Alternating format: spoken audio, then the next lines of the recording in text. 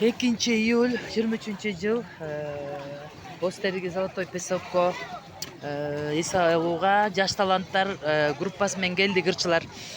Рухордого эртең чопон атага барып телевиденияга тартылабыз, медаль, дипломдорду алабыз Кудай буйруса.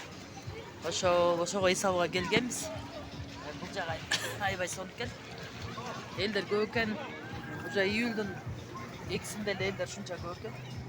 Июлдун эмесинде уже адам да көп болот го.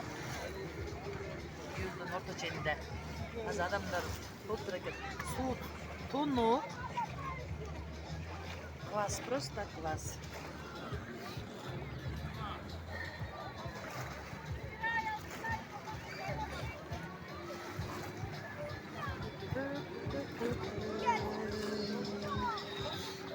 Хамид, тиги жүгөр сатып келген бирөөлөр бар болсо чакырбайсыңбы?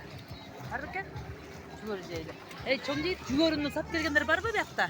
Же балык саткандар барбы? Бар. Кана ошолор чакырчы. Бул жерде сатып жүрөт. Ошолорду кантип тапса болот? Келет да өзү? Кача вообще класс. Суу туп-тунук болуп, эшик күн жыл ысык. Бишкекте жаңы эле келдик. Бишкекте 40 градус болуп аткан болчу. Бул жак болсо канча градус экенин билбейм.